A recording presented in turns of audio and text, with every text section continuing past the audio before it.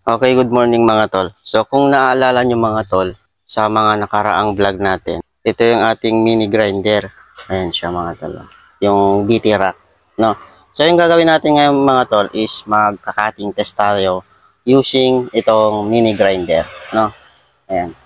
So ayan mga tol, so samahan nyo ako. So ika-cut test natin to. No?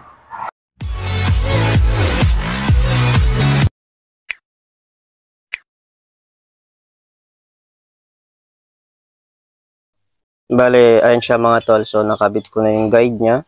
Huwag kalimutang ikabit tong guide pag magkakating tayo ng bakal. So, bakal muna yung unahin natin. Nakabit ko na din yung bala niya.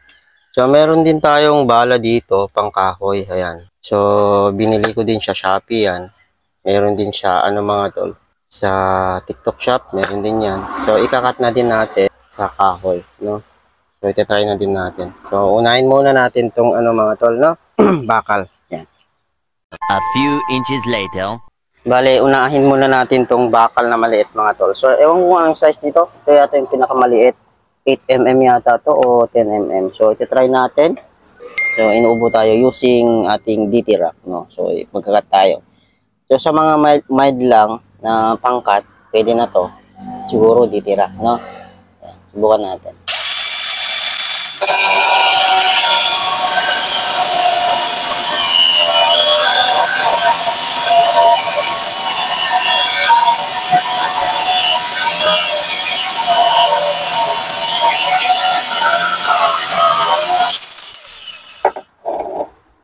Ayan, so ayos na ayos. Nakat niya mga tol. So ayos na ayos. So kung sa mga maliliit lang na ano, pangkat, so okay siya, goods. Ayan oh, nakat siya. So maganda siya mga tol, pangkat ng mga mild na ikakat ganun. So kung may gagawin kayo sa bahay tapos wala kayong pangkat, so pwede to, no? Wag lang sa construction worker, no? So sa mga mild lang.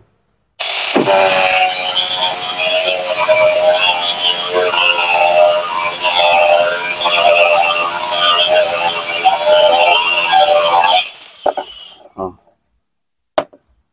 So, all goods. Tignan nyo yung kinat natin. So, mainit. Ayan. So, maganda siya pangkat sa mga ano lang.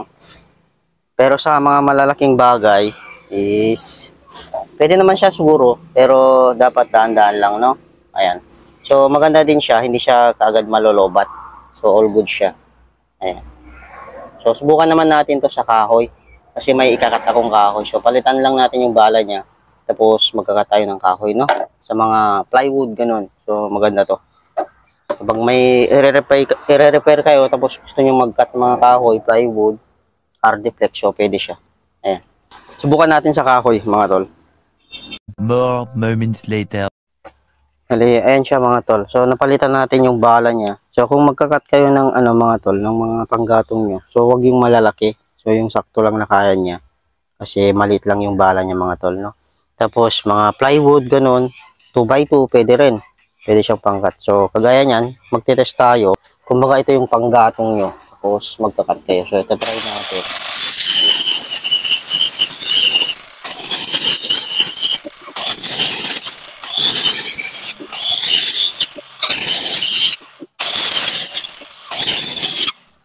Ayan siya. Oh. Although, kaya niya naman ikat mga tol, kaya lang hindi abot yung bala niya. Ayan siya. Oh. So, all good siya mga tol. So, kayang-kaya niya. No? Wag lang sa malalaki. So, i-try natin sa mga maninipis, mga tol.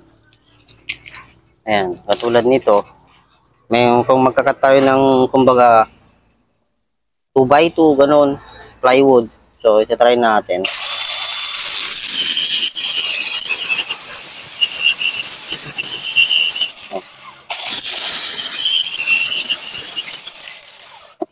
Oh. So, all good siya. So, kita nyo yung cut niya. Kaya niyang ikat, kaya lang maliit kasi yung bala niya. Tingnan nyo. Ayan. So, kapag manipis lang yung ikakat nyo, katulad na nga sabi ko kanina, yung mga plywood, ganun. So, kung gagawa kayo ng mga bintana nyo, gamit nyo plywood, so pwede siya, no? Ayan. So, matalim. So, all good siya. Tapos yung battery niya, hindi kaagad malolobat. Ito, using itong DT rack. So, sa mga nagtatanong kung ano, brushless to. So, unahan ko na kayo, yung ating DT rack na ito, mini grinder is hindi siya brushless, no? May ano siya sa loob mga tol, carbon. So, sinubukan ko na siyang baklasin, no? Kasi may nag-comment sa ating comment section noon, nung nag-review tayo nito, tinatanong niya kung brushless. So, hindi siya brushless, no? Ayan, ito. So, kung gusto niyo ding bibili ng ganito, mga tol, pwede naman, no? Ilalagay ko yung link sa ating description, no? Ayan. So, yun lang yung ating video ngayon, no? Ngayong araw. So, good day. Bye-bye.